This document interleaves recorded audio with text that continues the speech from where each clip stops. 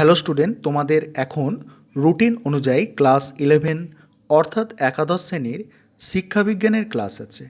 আজ থেকে তোমাদের 2 নম্বর অধ্যায়ের বড় প্রশ্ন আলোচনা শুরু করব। তোমাদের 2 নম্বর অধ্যায়ের বড় প্রশ্নর প্রথমে সাজেশানটা দেখে নাও, অর্থাৎ 8 নম্বরের প্রশ্ন 2 নম্বর অধ্যায় থেকে তোমাদের যেগুলো তৈরি করতে হবে দেখো। 1 নম্বর প্রশ্ন, পাঠক্রম বলতে কী বোঝো? ওর সঙ্গেই আছে আধুনিক পাঠক্রমের বৈশিষ্ট্যগুলি বর্ণনা করো। পরের প্রশ্ন, সহ পাঠক্রমিক কার্যাবলী বলতে কী বোঝো? সহ পাঠক্রমিক কার্যাবলীর প্রকারভেদ আলোচনা করো। তারপরের প্রশ্ন, একজন আদর্শ শিক্ষকের কি কি গুণ থাকা উচিত? পরের প্রশ্ন, পাঠক্রমের ব্যুৎপত্তিগত অর্থ ব্যাখ্যা করো। তার সঙ্গেই আছে গতানুগতিক ও আধুনিক ধারার মধ্যে পার্থক্য লেখো। এখানে 4টে প্রশ্ন হলো, আর 2টো প্রশ্ন, অর্থাৎ 2 নম্বর অধ্যায় থেকে তোমাদের এই 6টা প্রশ্ন তৈরি করলেই যথেষ্ট। পরের প্রশ্ন, একটি আদর্শ পাঠ্যক্রম গঠনের নীতিগুলি উল্লেখ করো। পরের শেষ প্রশ্ন, শিশুর জীবন বিকাশে বংশগতি ও পরিবেশের পারস্পরিক প্রভাব উল্লেখ করো। এবারে আজকের ক্লাসে তোমাদের যে প্রশ্নটা আমি আলোচনা করব সেটা হচ্ছে পাঠ্যক্রম বলতে কী বোঝো, একটি আধুনিক পাঠ্যক্রমের বৈশিষ্ট্য, অর্থাৎ এক দাগের যে প্রশ্নটা ছিল। ভালো করে মনোযোগ সহকারে শুনবে, কোনো সমস্যা হলে অবশ্যই জানাবে। এখানে দেখো, পাঠ্যক্রমের ইংরাজি শব্দ হচ্ছে কারিকুলাম, ঠিক আছে? কারিকুলাম কারিকুলাম শব্দটি এসেছে লাতিন শব্দ কুরিয়ার থেকে, যার অর্থ নির্দিষ্ট লক্ষ্যে পৌঁছানোর জন্য দৌড়। তাহলে কি বুঝলে এখানে? পাঠ্যক্রমের ইংরাজি শব্দটা কারিকুলাম, এটা লাতিন শব্দ থেকে এসেছে, এর অর্থ নির্দিষ্ট লক্ষ্যে পৌঁছানোর জন্য দৌড়।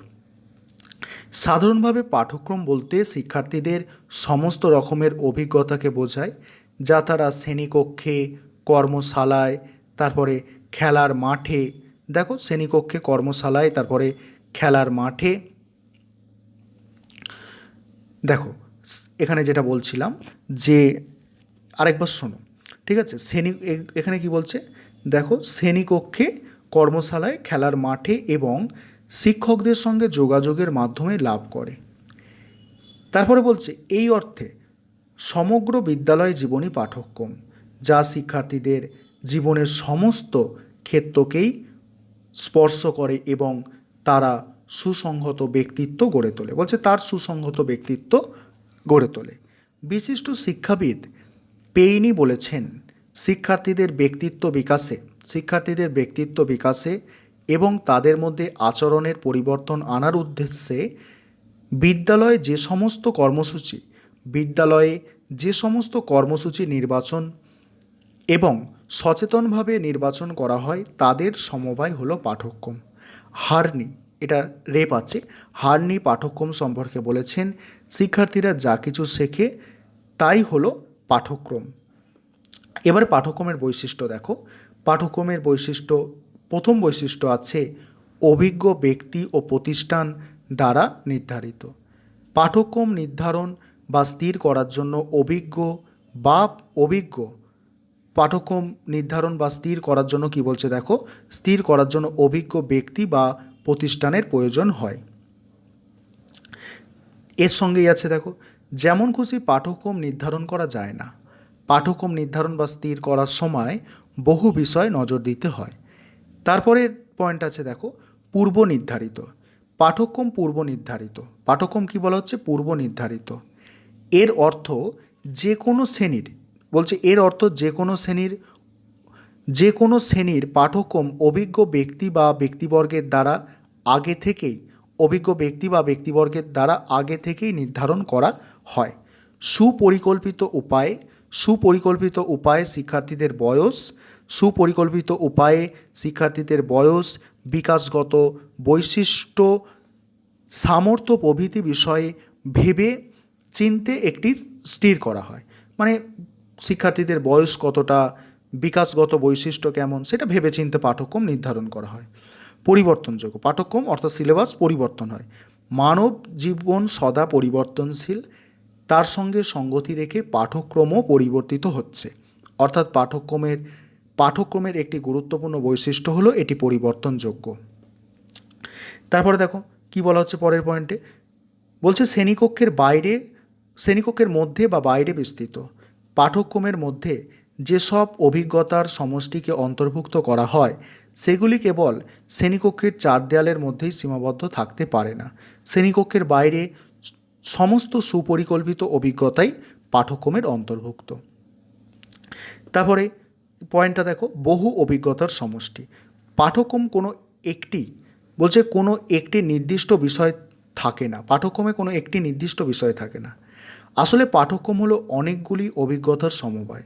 এই অভিজ্ঞতাগুলির মধ্যে একদিকে যেমন থাকে জ্ঞানমূলক বিষয়, অন্যদিকে থাকে ব্যক্তির দৈহিক, মানসিক, সামাজিক প্রভৃতি বিকাশের সহায়ক অভিজ্ঞতা। পরের পয়েন্ট দেখো, উদ্দেশ্য নির্ভর। পাঠ্যক্রমের আরেকটি গুরুত্বপূর্ণ বৈশিষ্ট্য হলো এর উদ্দেশ্য নির্ভরতা।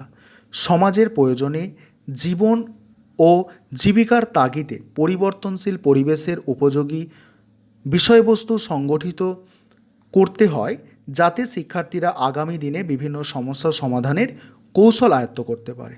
বলছে পরিবর্তনশীল পরিবেশের উপযোগী বিষয়বস্তু সংগঠিত করতে হয় মানে তাতে অন্তর্ভুক্ত করতে হয়, যাতে শিক্ষার্থীরা আগামী দিনের বিভিন্ন সমস্যা সমাধানের কৌশল আয়ত্ত করতে পারে।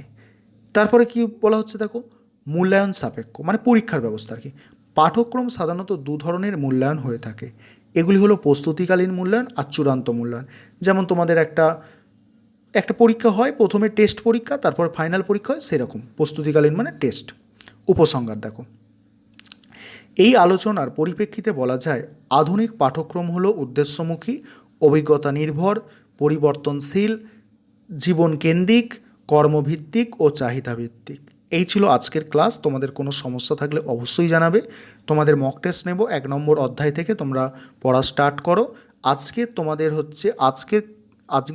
হচ্ছে যে সোমবার, ঠিক আছে, সামনের সোমবার তোমাদের কিন্তু মক টেস্টটা নেব। প্রথম অধ্যায় থেকে 20 নম্বরের মক টেস্ট থাকবে, একটা বড় প্রশ্ন 8 নম্বরের এবং 6টা MCQ 6টা SAQ, এইভাবে 20 নম্বরের মক টেস্টটা নেব।